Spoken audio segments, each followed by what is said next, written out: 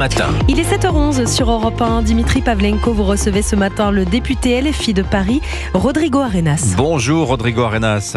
Bonjour. Bienvenue sur Europe 1. La France a donc bienvenue. Vous êtes en direct avec nous depuis le taxi parce qu'évidemment les bouchons parisiens fait que vous n'avez pas pu arriver dans les temps dans le studio d'Europe 1. Mais ça n'est pas grave, on vous entend très clairement. C'est la France qui se lève tôt. Exactement. Alors on va parler, la France a un nouveau Premier ministre depuis vendredi, François Bayrou. On va en parler dans un instant, mais je voudrais d'abord poser une petite question concernant Mayotte, Rodrigo Arenas, puisque c'est évidemment le point chaud de l'actualité ce matin.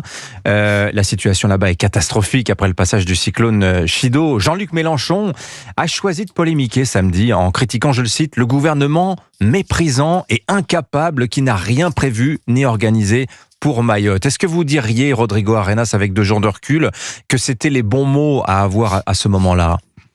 D'abord, moi j'ai une pensée pour les familles évidemment qui vont être endeuillées certainement par centaines de victimes. Vous savez, j'étais un ancien dirigeant associatif de parents d'élèves et le dossier Mayotte n'était pas un dossier, c'était finalement des rencontres régulières que nous faisions avec le ministère de l'Éducation nationale parce que l'école en l'occurrence était dans un état pitoyable sur l'île de Mayotte. Donc ce qui arrive aujourd'hui malheureusement est un dossier qui n'a pas été géré, il me semble, de façon sérieuse parce que Mayotte mérite mieux que juste s'en émouvoir quand il y a une catastrophe. C'est une préoccupation constante qu'il faut avoir à l'égard de nos compatriotes mahorais et que j'ai envie de vous le dire sans vouloir polémiquer que Mayotte n'est pas à la hauteur de la responsabilité républicaine qui est à nous depuis de nombreuses années maintenant. Alors la députée Estelle Youssouffa, députée de Mayotte, a vertement répondu à Jean-Luc Mélenchon en rappelant que la France insoumise s'était opposée à l'opération Wambushu qui visait à la destruction des bidonvilles, ceux-là même qui ont été rasés par le cyclone, et là vraisemblablement on va retrouver l'immense majorité des morts. C'est dans les bidonvilles qu'ils sont les morts. Vous regrettez finalement ce positionnement sur cette opération Wambushu, Rodrigo Arenas ?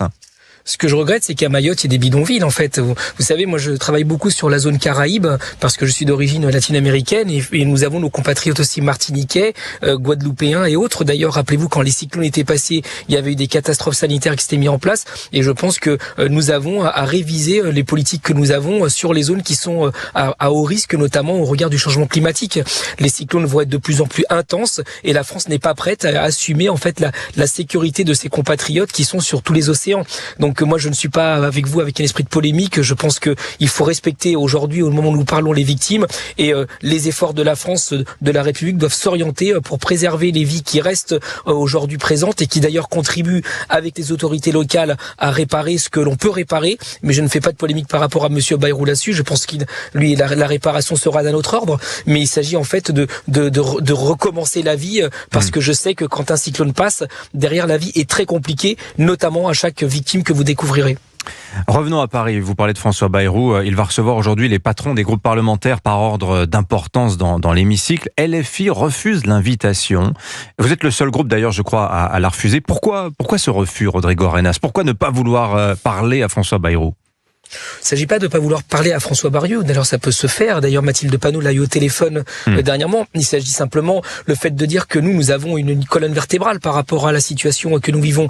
Nous pensons, ce n'est pas une surprise que je vais vous apprendre là, pas un scoop, que c'est le NFP qui doit gouverner. À ce titre-là, aucun Premier ministre qui ne respecte pas l'issue des élections qui se sont déroulées suite à la dissolution d'Emmanuel Macron ne doit exercer cette fonction. Et nous, d'ailleurs, nous proposons une méthode pour cela. Oui. C'est de passer toutes les réformes, toutes les lois à l'Assemblée nationale parce que nous sommes pour le parlementarisme. D'ailleurs, une des premières choses que François Bayrou devrait faire, comme va le faire d'ailleurs son collègue Eric Scholz en Allemagne, c'est se soumettre aux voix du Parlement pour réclamer la confiance. Et ensuite, le premier dossier, vous l'avez dit tout à l'heure, c'est la réforme des retraites. Il y a aujourd'hui une large majorité à l'Assemblée nationale, notamment avec les voix du Rassemblement national, pour rejeter cette réforme des retraites. Il convient au Parlement de s'y attacher, de la discuter et de gagner, voire de perdre point par point. Avant de parler des retraites, de toute façon, la première décision que vous avez prise, et Mathilde Panot l'a dit d'emblée vendredi, c'est que vous proposerez une motion de censure visant François Bayrou, comme avant lui Michel Barnier.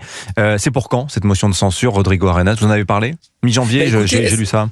Oui, elle sera déposée dès que les temps constitutionnels nous le permettront. Donc ça sera assez rapidement dès qu'elle sera déposée. Vous savez, c'est 48 heures d'études. Mais la question n'est pas motion de censure ou pas motion de censure, c'est comment nous sortons le pays de la crise. Et aujourd'hui, il nous semble que Emmanuel Macron a déjà choisi avec Monsieur Barnier d'aller chercher une majorité vers sa droite. Aujourd'hui, il convient de donner sa chance à la gauche, mais encore une fois en respectant les oppositions, parce que quand nous sommes parlementaristes, il faut accepter aussi le vote des députés. Et à ce titre-là, il n'y a aucune loi, aucune réforme qui est proposée par le NFP qui gagne d'avance. Il va falloir convaincre, d'ailleurs ça a été le cas, puisqu'on rappelle depuis un certain temps qu'il y a plus de 150 amendements qui ont été passés dans le cadre du projet de loi de finances, mais qui ont été ensuite rejetés par le Sénat, et notamment avec le 49.3 qui a dû imposer Monsieur Barnier, qui a provoqué sa chute. Alors vous dites Emmanuel Macron devrait donner sa chance à la gauche, sa chance de gouverner, puisque le nouveau Front Populaire, numériquement, serait le groupe le plus important à l'Assemblée. En attendant, vous êtes quand même assez isolé, la France Insoumise, quand on regarde l'attitude des socialistes, des écologistes, des communistes, qui tous trois sont sur une ligne un petit peu plus souple que la vôtre. Pour eux, ils disent, ok, la censure, si François Bayrou recourt au 49.3, mais ils n'ont quand même pas pour objectif, comme vous, de le faire tomber d'emblée, Rodrigo Arenas. Bah écoutez, ça montre que, contrairement à ce qui se dit, ce n'est pas la France Insoumise qui est la patronne, parce qu'il n'y a pas de patron au NFP. Il y a une coalition de partis qui ont des positionnements qui sont différents, et c'est ça en démocratie. Vous trouvez qu'ils ont tort? Je pense qu'ils ont, comme nous, d'une certaine façon, des comptes à rendre à leurs électeurs, leurs électrices. Et à ce titre-là, nous avons été sur un programme. Donc il convient de mettre en place les équilibres parlementaires pour mettre en place ce programme-là. Donc ça implique de la discussion avec les autres groupes. Mais je trouve regrettable. Ça tient encore le nouveau Front Populaire dans ces conditions, Rodrigo Arenas, si vous n'êtes pas d'accord sur ces fondamentaux quand même. Programme, et j'écoute surtout qu'il y a des voix particulières, des voix individuelles qui s'expriment, qui s'autorisent à s'exprimer, mais même monsieur Hollande a été très précautionneux en disant qu'il ne s'exprimait pas au nom du Parti socialiste. Donc chaque député est évidemment libre de sa voix, puisque monsieur Hollande est maintenant député, mais il me semble que la première des délicatesses que nous avons en direction de nos électeurs, c'est de respecter le choix qu'ils ont fait. En l'occurrence, vous l'avez rappelé très élégamment, c'est que le NFP est le parti majoritaire à l'Assemblée nationale, certes relatif, mais majoritaire tout de même, et il me semble que c'est plutôt de ce côté-là qu'il faut mettre le curseur, quitte ensuite à mettre en place une méthode partagée avec les autres groupes de l'Assemblée nationale, à savoir de discuter les textes, parce que c'est ça la démocratie aussi, c'est d'accepter parfois de passer avec les voix des députés et parfois de perdre. En l'occurrence, monsieur Barnier a perdu puisqu'il a été censuré et non pas seulement par le NFP. Merci beaucoup Rodrigo Arenas, député donc LFI de Paris. Bonne chance dans les embouteillages ce matin. Merci, c'est gentil.